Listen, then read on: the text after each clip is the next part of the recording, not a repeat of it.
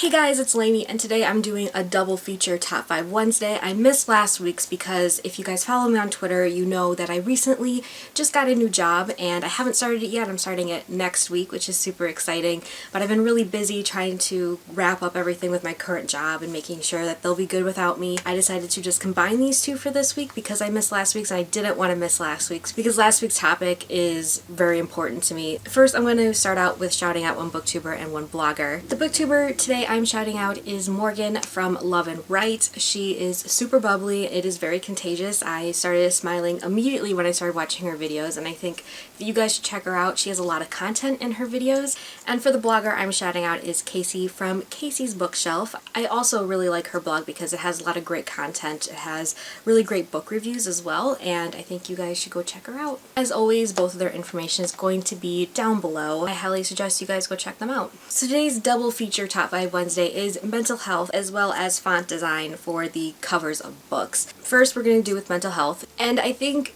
mental health is a very important topic to talk about, and I'm very, very happy that someone suggested this. Of course, we do a lot of fun topics as well, but I think promoting awareness for certain topics is very important, so that's why mental health is something that should be continuously talked about and not have a negative stigma attached to it at all. So for my mental health books, most of them are adult books, and we'll start out with number 5, and I'm going to go kind of quickly through all of them since I have basically 10 books to talk about today. Coming in at number 5 is going to be The Notebook by Nicholas Sparks. This is the first book I really remember reading that had a mental health issue, and of course a lot of people know that this is the mental health issue of Alzheimer's disease.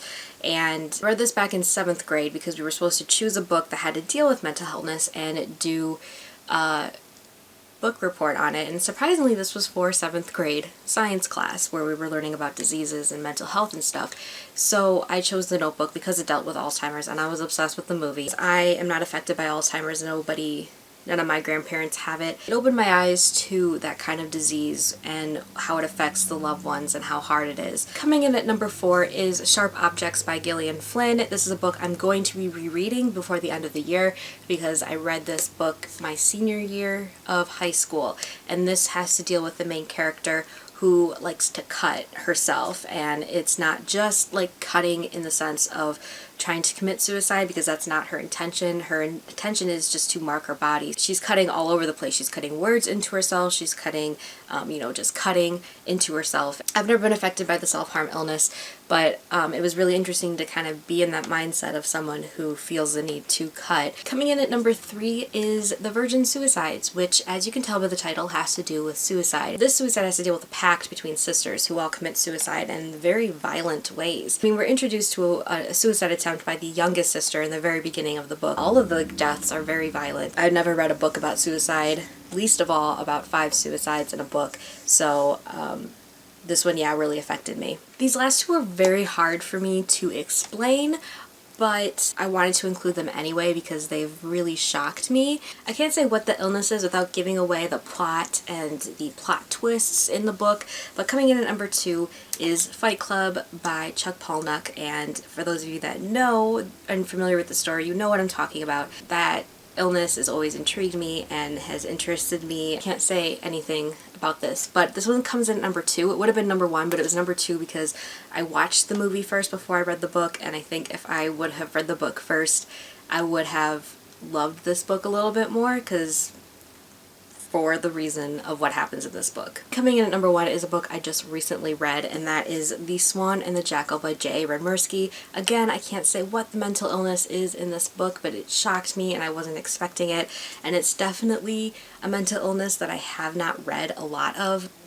and I can't say, I'm just gonna leave it at that. So, yeah, this is the 3rd book in this series. If you're curious of knowing, it's the In the Company of Killers series, and this is the 3rd book. And now we're going to get on to the other topic for today, which is title fonts for the book covers. So I have 5, and I'm going to show them pretty quickly, so let's get started. Coming in at number 5 is Clipped Wings by Helena Hunting. I really, really like the font and how the colors kind of blend together. I also think 90% of why I love the font so much is that I really love the cover. Coming in at number 4 is one of my favorite books, which is Falling Kingdoms by Morgan Rhodes, and all the fonts for all of these books have this kind of design with it where it just kind of, I like the outside letters and how they kind of curve in and they're kind of bigger. Coming in at number 3 is the font for These Broken Stars by Amy Kaufman and Megan Schooner.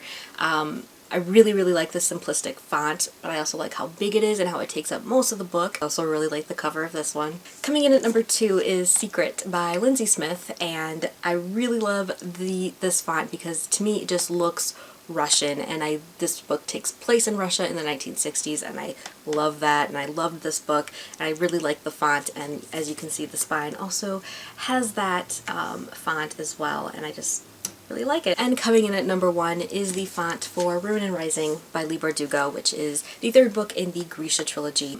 Pretty much all the fonts for this book series have been phenomenal. I just chose the 3rd one because I like this cover the most. I love that kind of old English looking font style. One of my tattoos is actually in the Old English font. So that's it for Top 5 Wednesday last week and this week. I hope you guys enjoyed it. I'm really sorry for missing it last week. I don't like missing Top 5 Wednesdays, but I hope you guys all have a really great Wednesday this week, and I will see you guys very soon. Bye!